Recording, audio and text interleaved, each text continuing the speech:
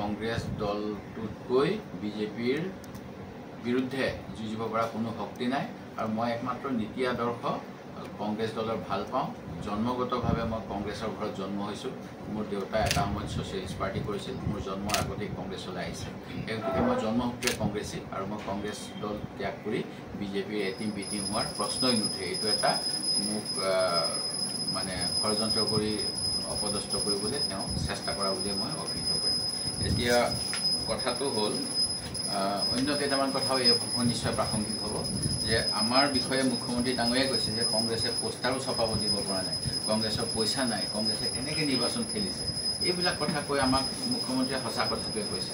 যোৱা 10 বছৰ শাসক পক্ষৰ অত্যাচাৰ, শাসক পক্ষৰ প্ৰলোভন, শাসক পক্ষৰ ভাবুকিৰ বিপৰীতে আমি কংগ্ৰেছীসকলে অসমত তৃণমূল পৰ্যায়ৰ পৰা ৰাজ্যিক পৰ্যায়লৈ কংগ্ৰেছ দলৰ হৈ ৰাইজৰ হৈ কাম কৰি আহিছোঁ।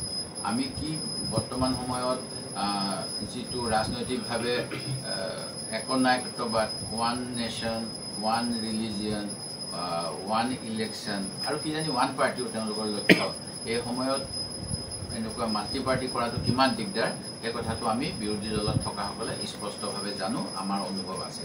তেনে সময়ত স্পষ্টভাৱে অখিল গগৈ ডাঙৰীয়াৰ ৰাজনৈতিক দলটোৱে যিমানবিলাক বৃহৎ বৃহৎ সমাৱেশ কৰিছে, তেখেতসকলৰ দলৰ জিলা পৰিষদ খেলিবলৈ যেনেধৰণেৰে পইচা দিব পাৰিছে, প্ৰতি সমষ্টিত মোক অখিল গগৈ ডাঙৰীয়াই নিজেই কোৱা মতে তেখেতে মোক কিবা এটা কৈছিল, তেতিয়া কৈছিল যে আমি সকলোকে ফাইনেন্স কৰিছোঁ। ৱাৰ্ড মেম্বাৰলৈকে তেওঁলোকে হাজাৰৰ ঘৰত যি সময়ত পইচা দিব পাৰিছে, সেই পইচাবিলাক এজন বিধায়কে ক'ৰ পৰা পাইছে সেই প্ৰশ্নটো নিশ্চয় জনাৰ অধিকাৰ আছে। মই সেই গতিকে সেই প্ৰশ্নটো মোৰ সভাপতি ডাঙৰীয়াই যেনেকৈ কৈছিল, সভাপতিৰ সমৰ্থনত ভূপেন বৰাই যেনেকৈ সেই প্ৰশ্ন সুধিছিল, ময়ো আজি সেই প্ৰশ্ন সুধিবলৈ বাধ্য হৈছোঁ যে তেখেতসকলে ইমান মানুহ গোটাব পাৰিছে। আমি অৰ্থভাৱত এখন গাড়ী দিব নোৱাৰোঁ আমাৰ মিটিঙত, সেই গতিকে আমি গ্ৰুপ মিটিং কৰোঁ। তেওঁ কি তালৈ লাইন বাছ চলে নে ট্ৰেইন চলে, তেখেতৰ সভাবিলাকলৈ স্পেচিয়েল ট্ৰেইন দিয়ে। সেই মানুহবিলাক কেনেকৈ আহে? এটা সৰু জিলা পৰিষদত কিমান মানুহ হ'ব পাৰে, লাখ লাখ মানুহ হ'ব পাৰে নেকি তেওঁ কোৱাৰ নিচিনাকৈ।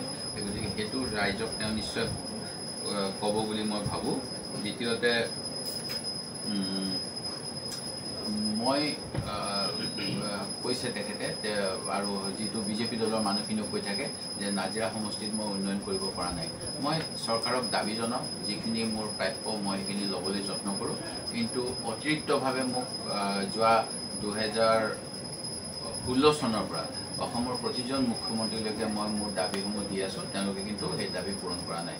মোৰ সমষ্টিত এখন ছায়েন্স কলেজ নাই, মোৰ সমষ্টিত এখন BEd কলেজ নাই, মোৰ সমষ্টিত এখন কোনো ধৰণৰ এতিয়া মোৰ চিভিল হস্পিটেল আছে, যিখন মই বহুত যুঁজ বাগৰ কৰি, যিখন 2007 চনত বৰ্তমানৰ স্বাস্থ্যমন্ত্ৰীয়ে মোক আপগ্ৰেড কৰি দিম বুলি কথা দিছিল 2007 চনত তৰুণ গগৈ চৰকাৰৰ মন্ত্ৰী হৈ থাকোঁতে আৰু দ্ৰুপদ গোহাঁই বিধায়ক হৈ থাকোঁতে। সেইখন এতিয়ালৈকে আপগ্ৰেড হোৱা নাই। এই বছৰ মই সেইখন কৰিব পাৰিম বুলি ভাবিছোঁ। কিমান বছৰ লাগিলে আপোনালোকে চিন্তা কৰক, 2007 চনৰ পৰা। সেই গতিকে মই একো পোৱা নাই।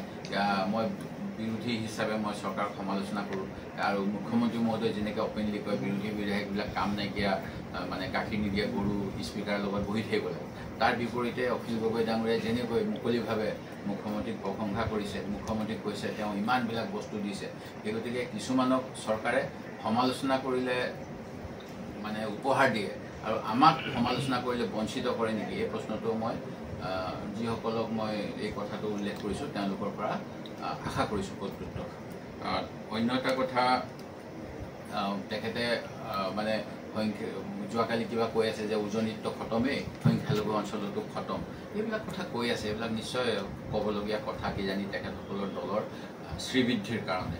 কিন্তু যি সময়ত উজনিত অসমৰ নামনি অসমৰ কিছু শ্ৰমিক যোৱাৰ পিছত জিলা সভাপতিজনৰ চাব কণ্ট্ৰেক্ট থকা জেগাত পিটি সংখ্যালঘু নামনিৰ ছাল উখহাই দিছিল, ঘাঁহ লগাই দিছিল, তেওঁলোকে পলাই আহিছিল।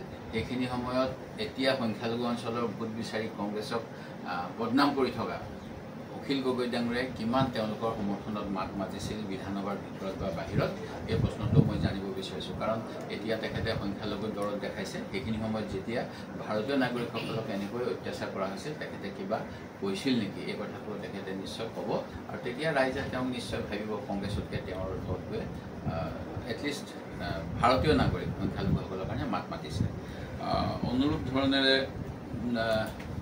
মই ক'ব বিচাৰোঁ যে যোৱা সময়ছোৱাত ভোটৰ অধিকাৰ অহাৰ পৰাই মই কংগ্ৰেছ দলক যিহেতু জন্মতে কংগ্ৰেছী সদায় ভোট দি আছোঁ আৰু মই দিও থাকিম আৰু মই দলৰ কাৰণে কামো কৰিম।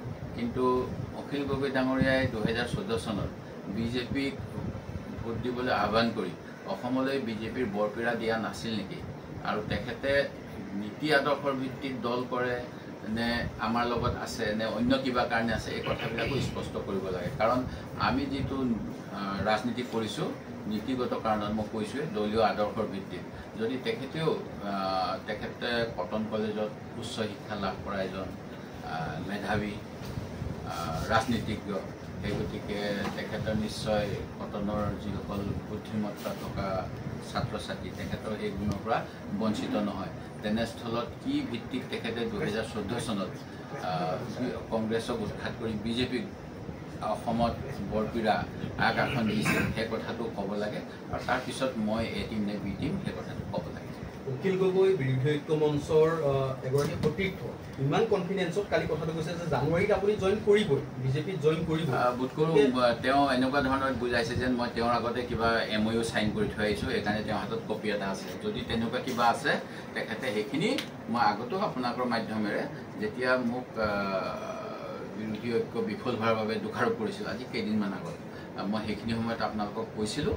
তেনেকুৱা কিবা থাকিলে আপোনালোকৰ মাধ্যমেৰে আহ্বান, তেখেতে কি প্ৰমাণ আছে দিয়ক, মই ৰাজহুৱা জীৱনেই অৱগত।